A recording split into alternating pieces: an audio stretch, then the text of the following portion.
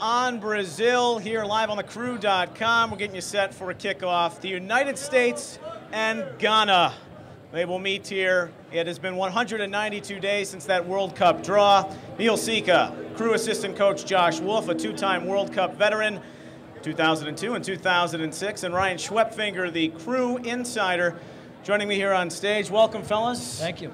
Thanks, Neil. The excitement is here. It's a palpable tone. We've been talking for the last 2 weeks.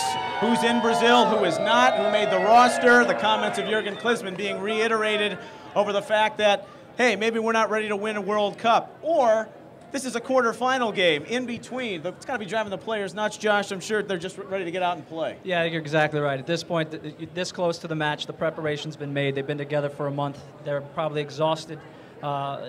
Looking at the players, trying to understand the opponent. The preparation from Jurgen, I'm sure, has been very thorough and very detailed. And now it's about getting ready to go on the field and compete. And Jurgen's kind of changed his tone a little bit in the last few weeks. But again, this is a game that I think we all believe the U.S. can go out there and get a good result in. Well, we know Frankie Haydick believes. We just heard him moments ago. We're live here at Fadó, Easton Town Center, and we've got a great crowd behind us.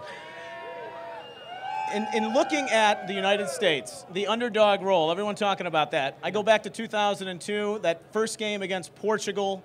Shot get off to that 3-0 lead, hold on for 3-2. Are there similarities that you can draw from going into tonight? Well, I think the U.S. generally takes an underdog role when you get into the World Cup. Before 2002, we obviously had some disappointment in '98, coming into 2002, a bit of an unknown. Coming out of 2002, we put our footprint on America's or on the world as far as what we could do soccer with the soccer team now. So we've changed that over the last 10 years, and I think it's been going in the right direction. But we will still be an underdog. We're still an underdog in this tournament. Mm-hmm. But again, I think we have the capability to pull off the upset, and certainly our guys will be prepared for it tonight. Yes, they do. The United States lineup just revealed moments ago, as was Ghana's, and the United States going with the similar look they had against Nigeria in the send-off games. They went 3-0. Before we talk more about the lineup, Josh, what did you take away from the United States' performance as they got better? They defeated Azerbaijan, then they beat Turkey in New York, then they go on and beat Nigeria down in Jacksonville. The performances, the confidence seemed to be getting better. Yeah, absolutely. And I think when you look at that process building into the World Cup, that's exactly how you want to prepare. They maybe didn't have the best start against Azerbaijan, but as they moved through those next 2 games, put in a great performance in the end, got good results, Josie Altidore getting some goals. And again, the team started to hit on all cylinders. And again, the focus is over the last month is to get this team as prepared as possible for this first game against Ghana. Most of the United States players, or at least the ones in Major League Soccer, used to the long travel. A lot has been made about that. Will it rain in Natal, which means Christmas in Portuguese? And there's been talk of playing this 4-3-2-1, which looks like a Christmas tree, or the diamond, and what they had against Nigeria.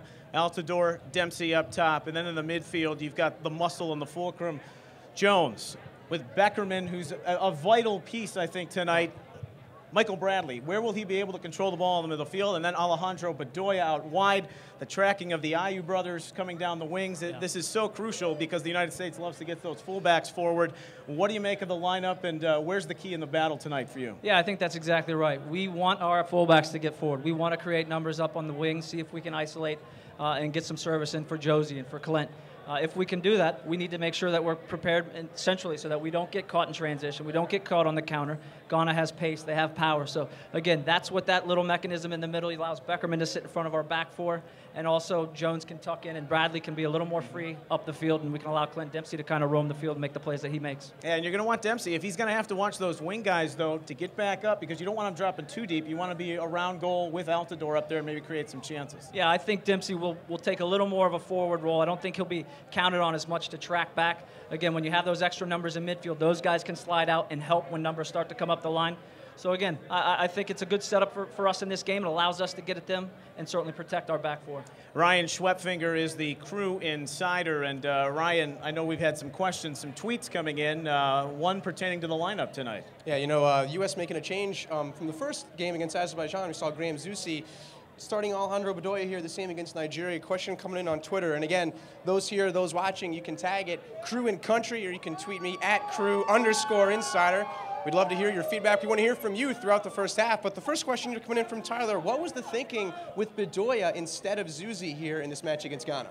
Yeah, well, I think Zusi is a fantastic talent. Whether he's a starter or reserve, you know what you're getting with him. With Bedoya, there may be a little more experience to it, a little more international experience playing in France. So I think maybe there's a little more comfortability. And maybe it's just a tactical thing as far as trying to understand exactly what Ghana's going to throw at us out on the wings.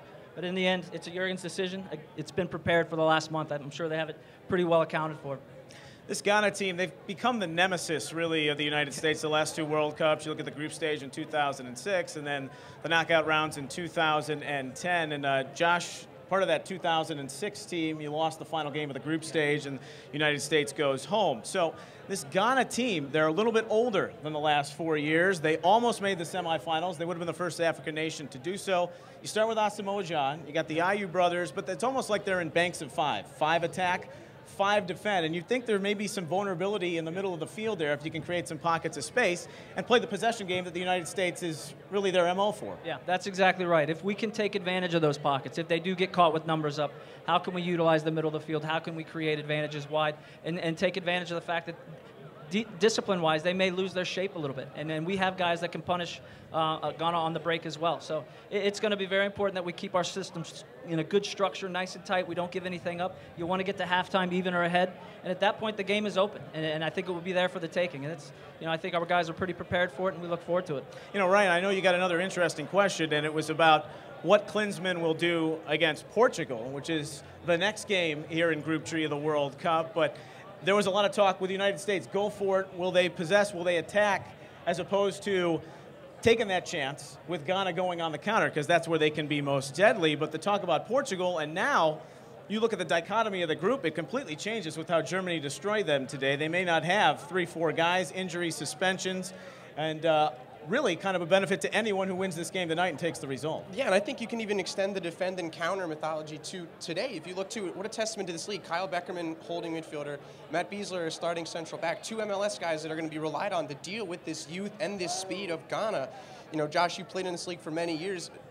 The league continues to grow, and today we see 2 of its best products on the big stage here, asked to really do a lot against this youth and this speed of Ghana. Yeah, absolutely. Those guys have become a product of MLS. Beckerman's been in the league for a number of years, Beasler as well.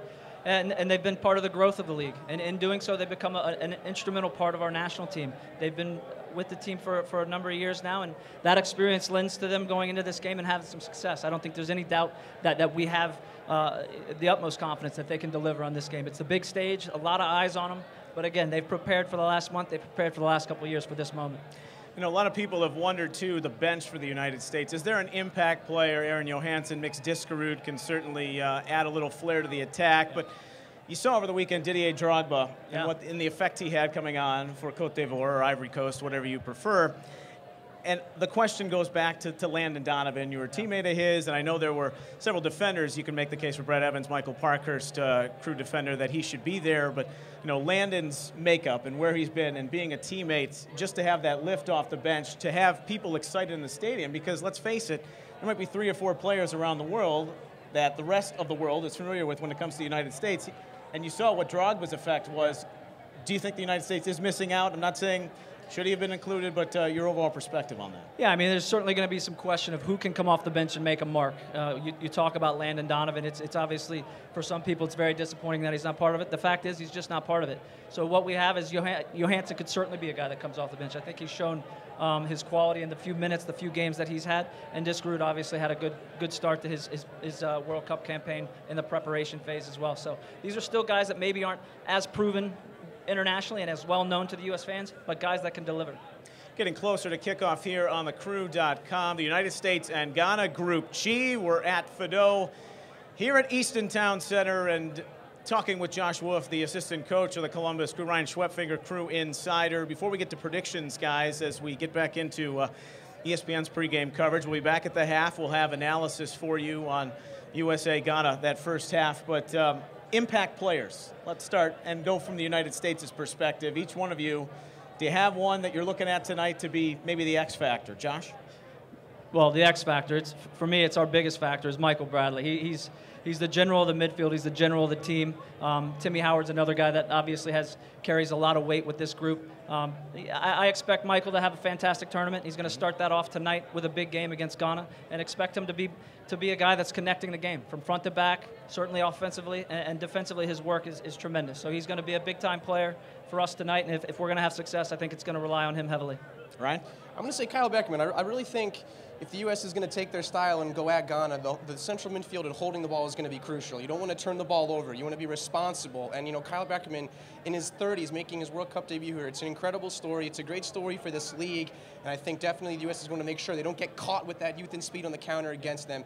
And really the whole midfield, anchored by Beckerman at the defensive role, I think is going to be key. 10 Major League Soccer players on the United States roster, 4 of them in the first 11 tonight for Jurgen Klinsmann as they take on Ghana. All right, moment of truth here on thecrew.com.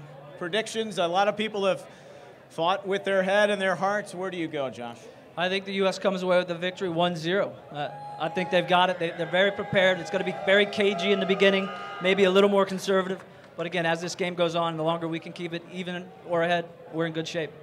Ryan? I'm going to say 2-1 United States. I'd be shocked if it's more than a one-goal game. I really think it could come down to who gets a bounce, who takes advantage of one chance. I think it's going to be very tight, and I would be, again, very surprised if it's more than a one-goal game. Okay, and you got to be thinking the confidence, too.